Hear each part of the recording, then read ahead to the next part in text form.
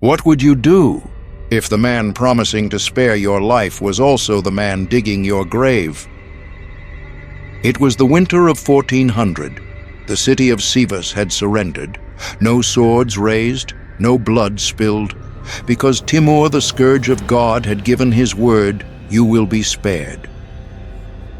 And yet, as the gates opened, something else began.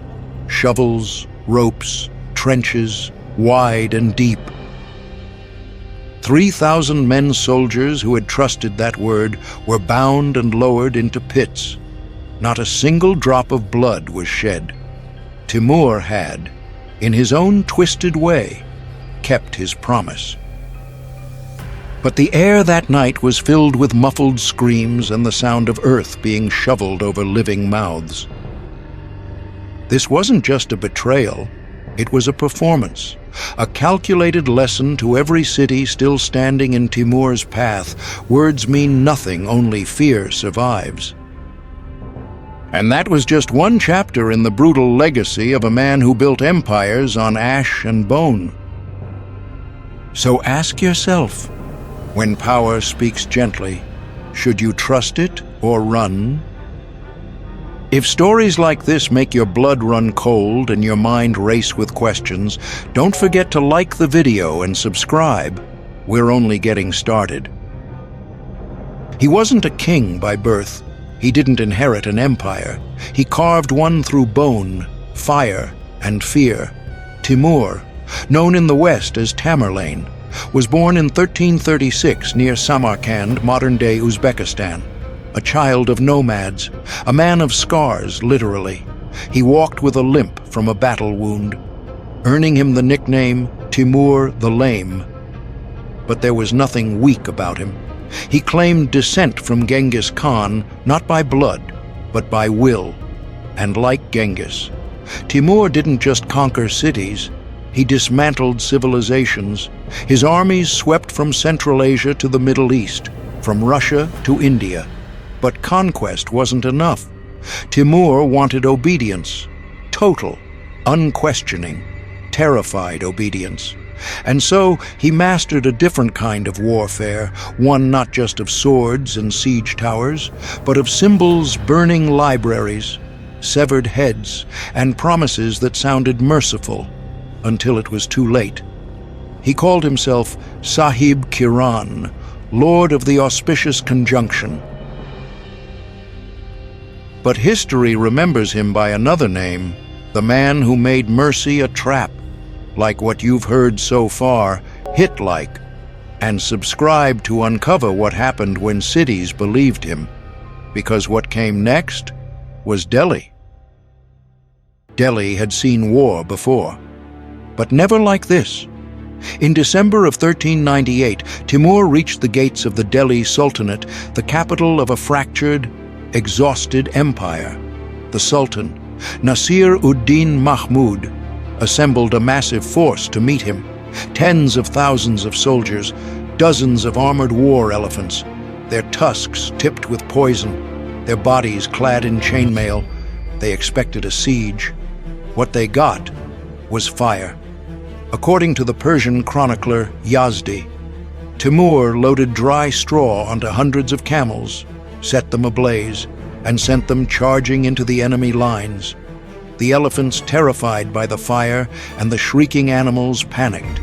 They turned, stampeding their own army. Within hours, the Sultan's army collapsed. The gates of Delhi were thrown open not in surrender, but in despair. But the worst had not yet begun. Timur had captured over 100,000 prisoners on his march to Delhi, most of them civilians, many of them Hindu. He feared they might rebel once he occupied the city. So he issued a command. All of them men, women, even children were to be executed in a single day. No trial, no appeal, just steel. The city streets ran red. Executioners worked in shifts. Chains rattled, bodies were stacked, and when it was done, Delhi didn't fall, it was emptied. Timur didn't conquer Delhi, he erased it, still watching good, because Isfahan would bleed next, And it wouldn't be blood that shocked the world. It would be the skulls. They thought they were safe. They surrendered. And for a moment, Isfahan was quiet. It was 1387, a decade before Delhi. The Persian city of Isfahan, rich in culture and gold, opened its gates to Timur without resistance. The people paid tribute. The soldiers laid down their arms. But submission meant nothing to Timur. Not if you changed your mind. When a local uprising killed several of his men, Timur responded not like a king, but like a force of nature. He ordered the entire city to be punished, not just the fighters, not just the rebels, everyone. According to the court historian Sharaf ad-Din Ali Yazdi, 70,000 people were executed. Other accounts, like those of Ibn Khaldun, say it may have been closer to 200,000. But it wasn't just the scale, it was the aftermath. Timur commanded his men to build towers, not of stone, not of clay, but of skulls. 28 pyramids rose from the bloody earth, each one stacked with the severed heads of men, women, clerics, children. Not dumped, arranged, row by row, rank by rank, a statement, a monument, a curse. Travelers passing through Isfahan for years afterward reported seeing the skulls bleaching in the sun, silent warnings carved from bone. Timur didn't need messengers. He left his warnings in the open air. Isfahan didn't just bleed. It became a symbol, a message etched in death obey, or be unmade. Still think Timur had limits? Wait until you hear what he did when he promised not to spill a single drop of blood. Not every horror comes with a scream. Some begin with a handshake. In 1400, the city of Sivas stood in Timur's path. The garrison, 3,000 men strong, was weary, outmatched and surrounded. So they negotiated. Timur promised mercy. "No blood will be spilled," he said, and he kept his word. What followed wasn't a massacre, it was something worse. The soldiers were bound, led in silence to wide trenches carved into the frozen Anatolian earth. One by one, they were buried alive. No swords, no arrows, just dirt. Yazdi, Timur's court historian, doesn't flinch when he records the event. He describes it plainly, methodically, like a ledger entry. But eyewitnesses said the air was filled with ragged breaths and muffled cries, as shovelfuls of earth silenced one man after another. Some tried to twist free. Others locked eyes with the soldiers burying them, pleading without words. None were spared. Timur had found a loophole in his own promise. He hadn't spilled blood. He had simply suffocated it, and with that, mercy itself became a weapon used not to save lives, but to crush hope. The tale of Sivas spread faster than any army. Cities that might have resisted didn't. Because how do you fight a man who uses trust as bait? The earth became their coffin. But the memory, the betrayal, stayed above ground. And it still whispers, "What is mercy?" when spoken by a liar.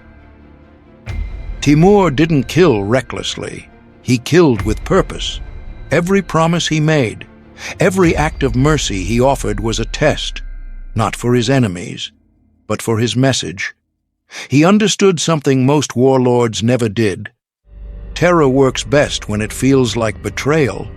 A siege and a slaughter will be feared, but a soft voice, followed by a silent grave. That's unforgettable. Timur's greatest weapon wasn't the blade, it was psychological precision. He chose the timing, the audience, and even the style of cruelty to echo across empires. He turned trust into a trap and broke it publicly, from Delhi to Isfahan to Sivas. It wasn't the death toll that terrified rulers. It was how easily their people believed him first. And that belief, that moment of hope, was what made the fall so devastating. Timur didn't just conquer cities, he disarmed them emotionally before ever lifting a sword, because he knew fear doesn't come from pain, it comes from thinking you were safe. Most conquerors build monuments of stone. Timur built his from bone. He didn't leave behind cathedrals or golden statues. He left silence, mass graves, cities that vanished from maps. To some, he was a mad butcher. To others, a master of strategy.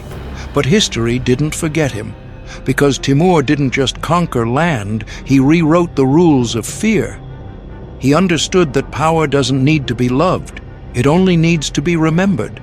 And so he carved memory into flesh, into ash, into skulls stacked so high they cast shadows longer than empires.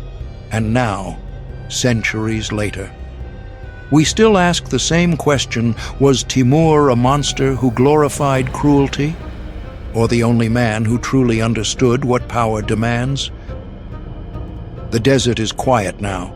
No screams, no swords, no war drums, just a skull, half buried in sand, a faint carving still visible on the bone. We surrendered. Timur didn't conquer cities, he erased them. He didn't just end rebellions, he ended memory. He made sure that the next city didn't need to be taken. It would open its gates out of fear. That's the genius of terror. You don't need to kill millions, just convince them they're next. So now we ask you, if you had stood in Sivas, would you have trusted his word? Or would you have drawn your sword and died on your own terms? Let us know in the comments. And if stories like this make your spine stiffen and your mind race hit-like, subscribe and ring the bell. History doesn't repeat itself, but fear always finds a new face. And here, we show you all of them.